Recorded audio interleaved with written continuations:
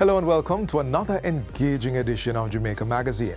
I'm Theodore Henry, your host for this enlightening journey where we'll recognize International Civil Aviation Day, celebrating the vital role aviation plays in connecting the world and driving progress. We'll also shine a spotlight on Disabilities Awareness Week. Stay with us for an informative and inspiring show.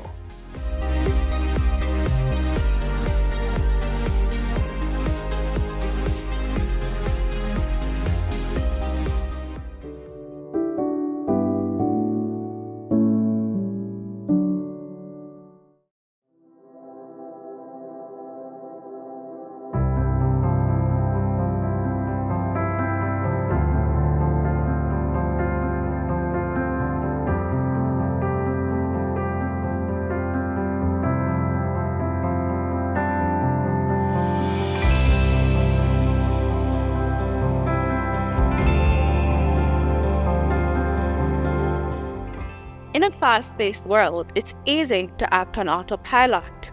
But what if we took a moment to be intentional about our choices, to recognize that every action counts?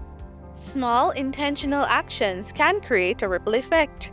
A simple smile, a helping hand, or a kind word can change someone's day and inspire them to pay it forward. Being intentional starts with mindfulness. Practice gratitude. Choose kindness in your interaction. Every choice we make has the power to inspire, uplift, and create a better world. Take a moment each day to be intentional.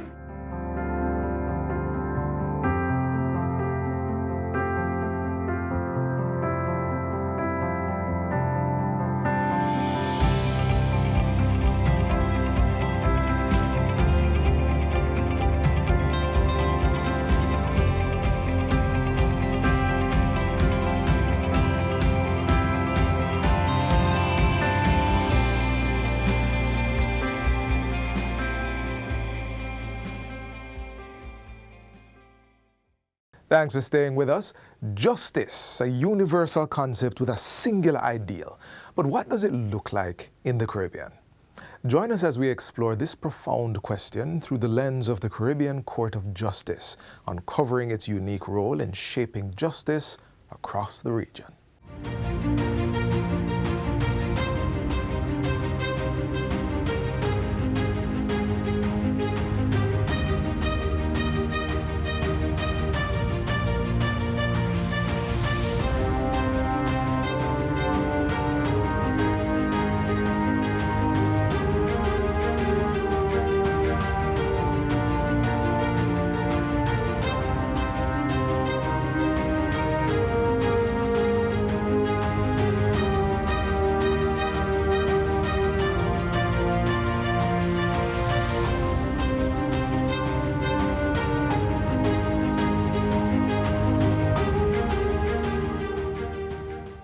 Established to serve as both an appellate court and an interpreter of the revised Treaty of Chaguaramas, the Caribbean Court of Justice (CCJ) is at the heart of the region's justice system.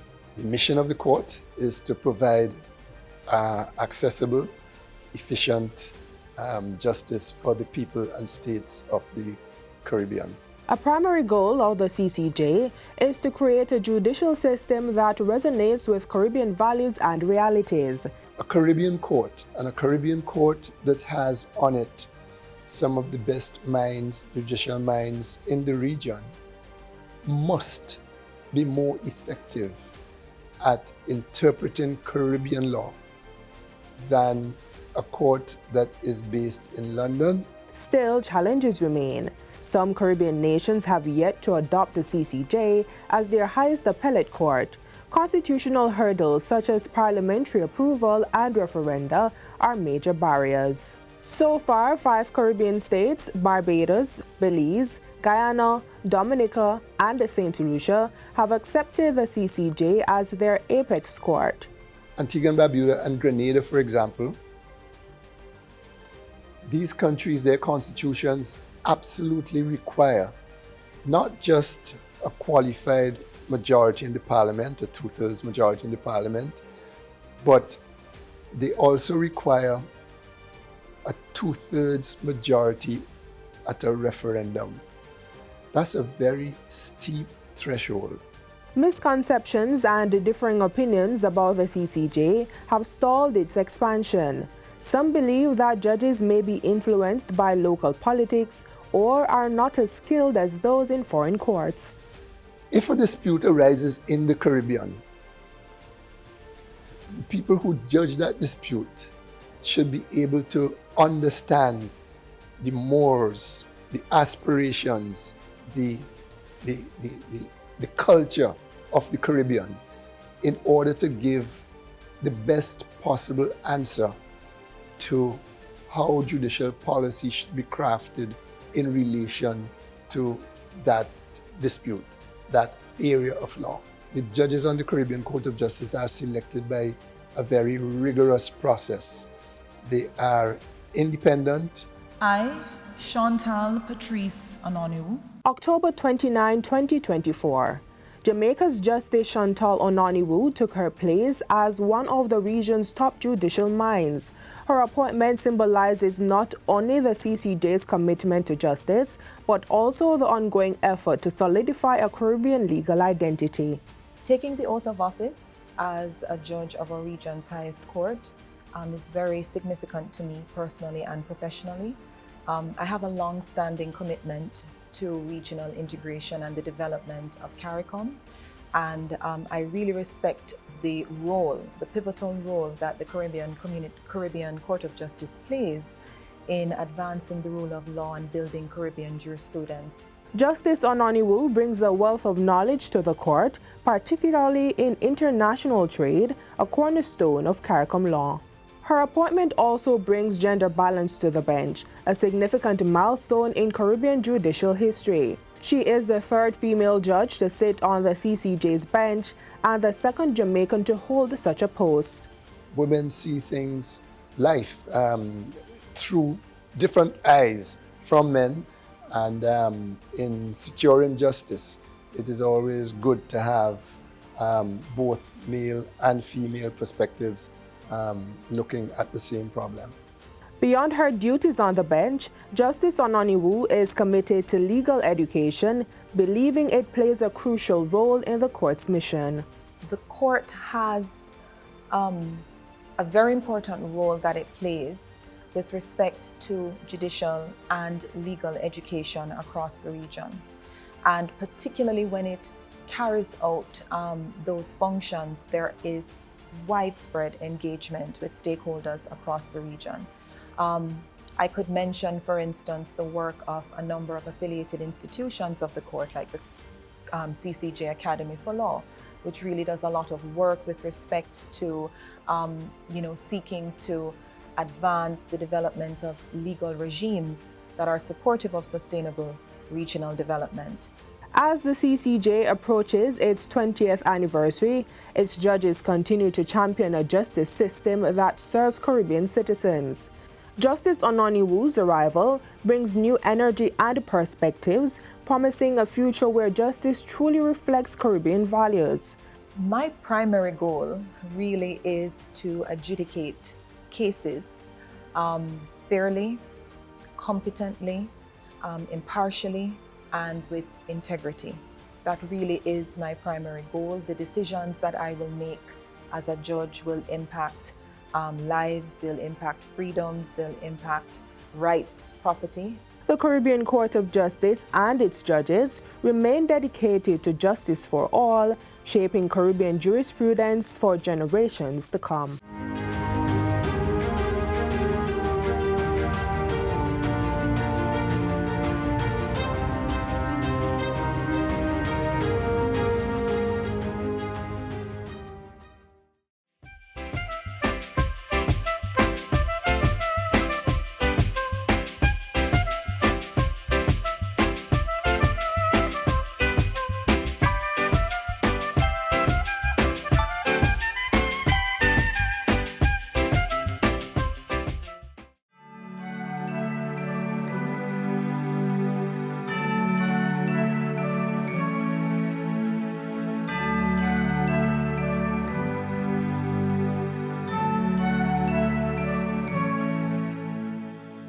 Dear Santa, what I want for Christmas is an American Girl doll, a Barbie doll, a drawing book because I love to draw, and a trip to Disneyland. Thank you, love, Rohana.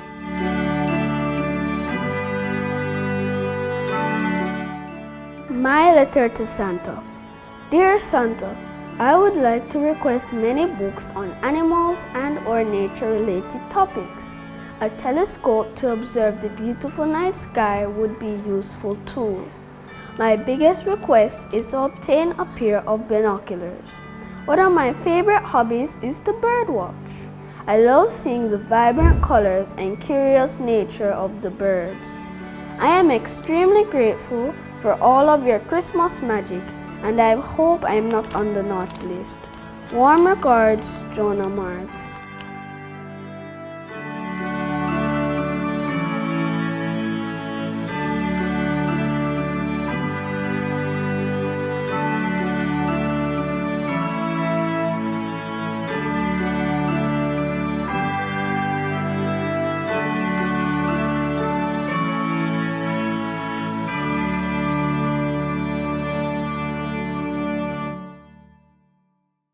Sometimes all students need is a little extra attention in an environment tailored to their unique needs. The Jamaica Association for the Deaf continues to underscore the vital role of comprehensive assessments in schools to ensure children with hearing loss are placed in settings where they can thrive.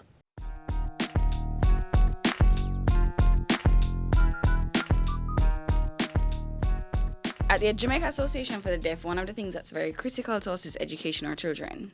We are an 80-year-old organization now, and we manage 7 schools and units across 4 parishes. So we have the Lister Gilby High School for the Deaf in Papine, and the Danny Williams Primary School for the Deaf in Papine. We also have the JD Preschool, which is where our little ones, we would love for them to start. That's where the language acquisition can be very strong because it is preschool and the child is like a sponge. Attached to our Danny Williams Primary School is a unit at the Excelsior Primary School, which is our EXED unit. Attached to the Lister Gilby High School is a unit in Port Antonio, or Port Antonio unit, and a unit in Maypen in Woodside. And then we have St. Christopher's School for the Deaf, or boarding facility at a primary level. As JAD schools, we have been running a project with the support of the USAID, and we've acknowledged that across the system, we currently have approximately 400 students in school. So we're looking at 400 students currently in school, but some estimates have now given reason to believe that we should have at least 1,000 students across the island with hearing loss, significant enough for them to need either special education placement in a school for the deaf or special education placement in a mainstream school with special accommodations. Now, those special accommodations can be a hearing aid. And under our business division, we do have a hearing assessment center, which is how we find the children to place in school. We acknowledge that there are some kids who will not need deaf education placement, but they may need to be in a smaller classroom size. And the way our education system is structured, you on average have a classroom size at the primary level with 44 students. Now, if you're a student who has hearing loss and uses a hearing aid, and you're in a classroom where there are 44 students, 1 teacher, and a blackboard dividing the room, 9 out of 10 you're not catching much in the classroom. And so the impact that has on the students is that it means that for a number of years, they are performing either at bare minimum or below bare minimum. And unfortunately, they may be just passed through the system. Schools may express to the parents, I'm sorry, we can't keep the child any longer because we recognize that there's a challenge and we recommend you do assessment. If the parent is afraid to do the assessment, they remove the child, move them to another school, and for the sake of ensuring that the schools have their numbers, the school may accept the student without even really questioning what happened at the previous school, why were you moving. So we, knowing that our school population is low, we're working to get more persons to be more aware of the fact that we do have schools for the deaf, that we do appreciate that maybe the student just needs a hearing aid, just needs preferential treatment in the classroom with a preferred seat, with more one-on-one attention, with a smaller classroom size. But our goal is ensuring that whatever the hearing loss, the child can be supported. The child can be given the education that they deserve, because we are firm believers that every child can learn and every child must learn. We are grant aided by the Ministry of Education to manage our schools, which means that our school fees and the costs aligned to sending a child to a school for the deaf is not significantly exorbitant. Most people, when they think of special education placement, they think of a private institution, and so the assumption is that it's going to be extremely expensive. For us, because we're granted by the Ministry of Education, we do teach the national standard curriculum. Our students throughout the education system, they do the same assessments that mainstream students do, and they are supported with teachers who have signing skill, as well as what we call deaf culture facilitators, who are teachers' aides, deaf adults who have strong signing capacity and are able to kind of help. So in the space where our concept is unclear, it's a tag team of teacher and DCF that help to support the student to ensure that they learn. And it's bilingual. So we're teaching English as a written language and sign language as an expressive and conversational language. We are also running a Jamaican Sign Language grammar curriculum. In the same way that as hearing persons, we learn English, because it's not assumed that you have a strong foundation in English. We are also teaching our students sign language to ensure that there is a continuance of the standardization of the language, and to also ensure that they have a strong foundation language to run on. Majority of our students are coming from hearing families, and so it's impractical to assume that a student coming into our school is going to have sign language already, which is why early identification and early intervention is important, because it means that a child coming into preschool is going to be learning sign language and English at the same pace that a student in a mainstream school is increasing their language capacity in English. Because education is our core focus, one of the things that's very critical for us is ensuring that we not only have children in school, but that we're adequately supporting them once we get them into school.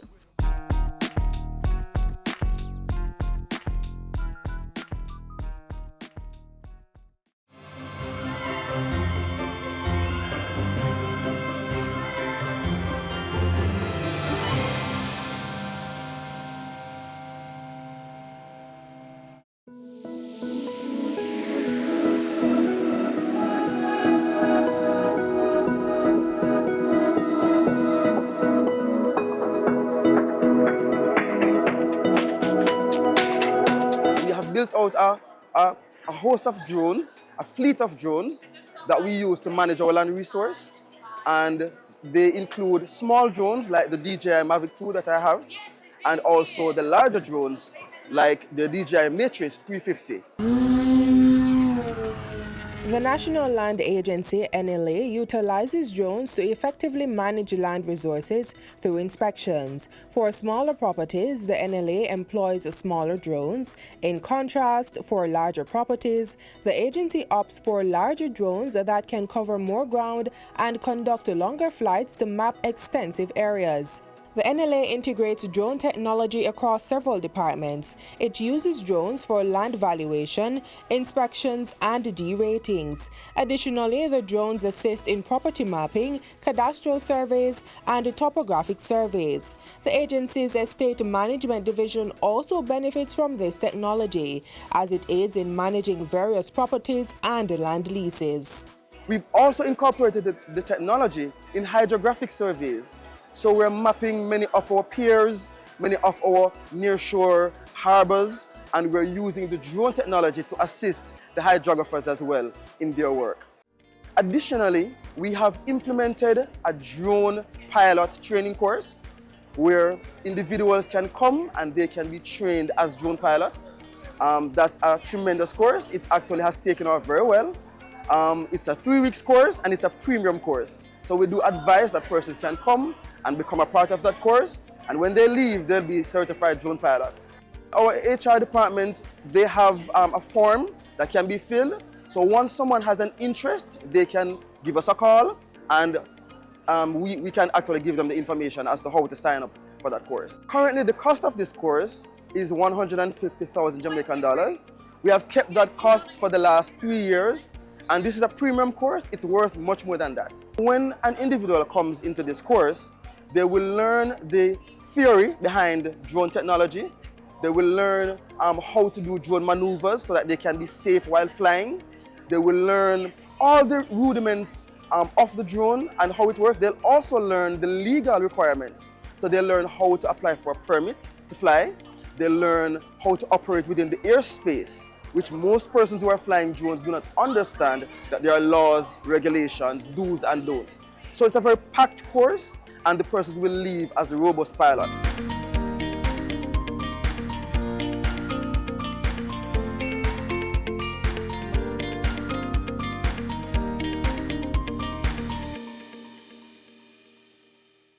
Words hold immense power, so use them thoughtfully, especially when referring to or interacting with individuals with disabilities.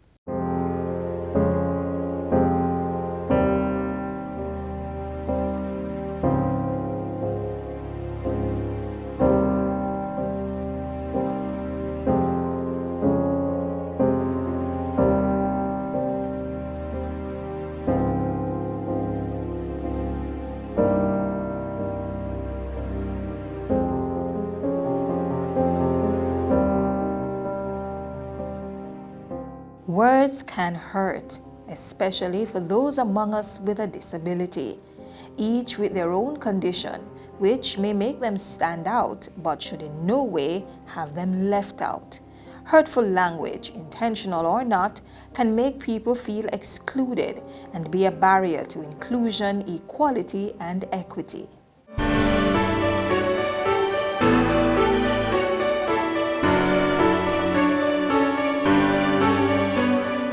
A disability is a physical or mental condition that limits a person's movements, senses, or activities.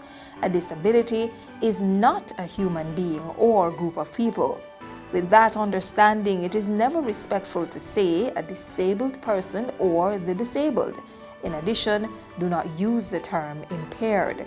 These words do not reflect the individuality, equality, or dignity of people with disabilities. Persons who use wheelchairs, just that, you use a wheelchair. The wheelchair happens to be your legs, you know, and that is fine. The shoes help me to move around, and my slippers and so on, and the wheelchair helps somebody else to move around. The word itself, disability, is acceptable as it identifies the condition of a group of people. But when referring to a person one-on-one, it is best to use his or her name. If you don't know the individual's name, the person first terminology is what should be used, because the person is more important than his or her disability. So it's not the epileptic, it is a person with epilepsy, or the person with autism, the child with autism, and so on and so forth. When you interact with persons with disabilities, being respectful in your language is not the politically correct thing to do, it's simply the correct thing to do. People with disabilities or the person with a disability. Persons who use a wheelchair. Wheelchair user. Intellectual disability or intellectually disabled. Person with a mental health disability. Someone living with a specific disability or illness.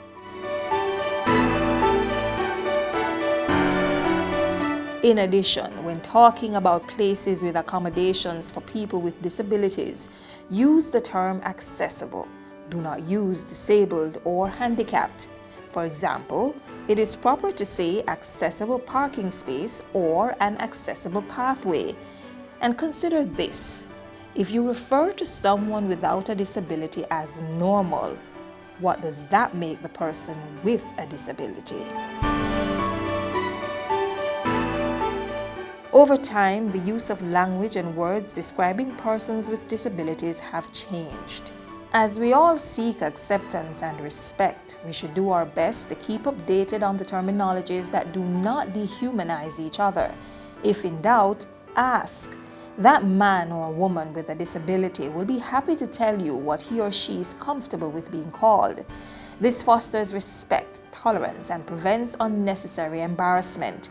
When speaking with or of a particular group of persons with a disability, choose your words wisely.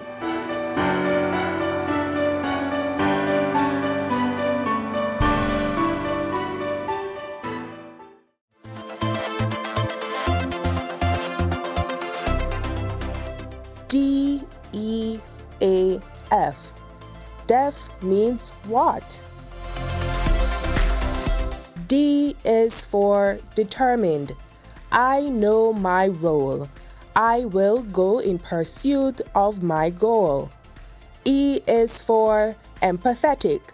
When others try to put me down, I just smile and never ever frown.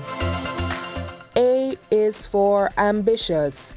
I have a great plan and goal. I am deaf, but I am whole. F is for fearless. I must be courageous, for to be anything else is outrageous. D-E-A-F. Deaf. That's what being deaf means to me.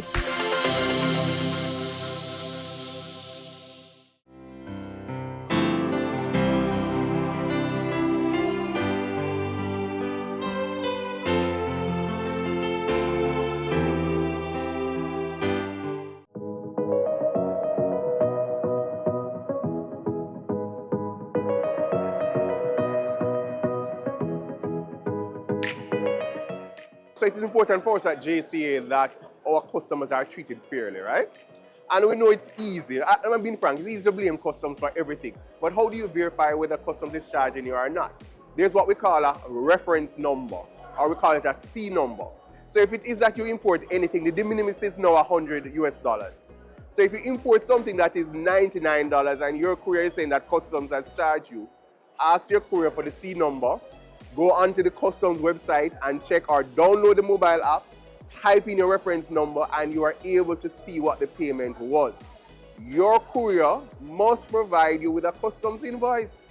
And if you have problems after that, send something to quick.response@jca.gov.jm and we will follow through because we take these matters very, very serious. Send a report with your detail, identifying who you are, what your import is, who is your courier company, and the challenges that you are having.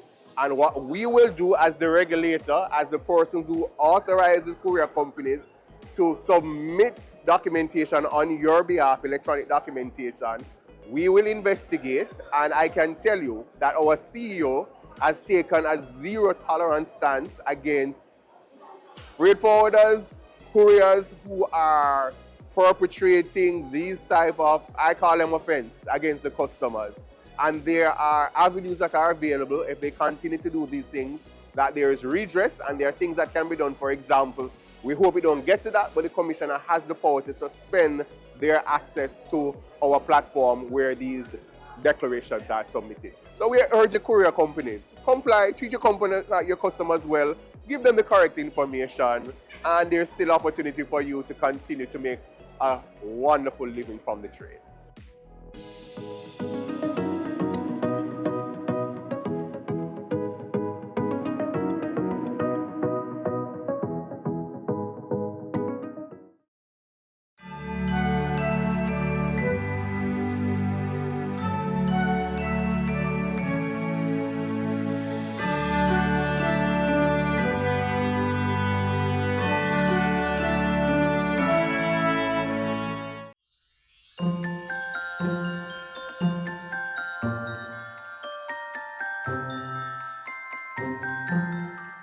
As we conclude today's edition of Jamaica Magazine, we hope you found these features informative and engaging.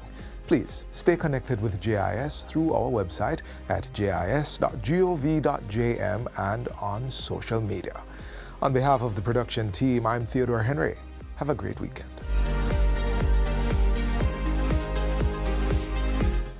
This has been a production of the Jamaica Information Service, the voice of Jamaica.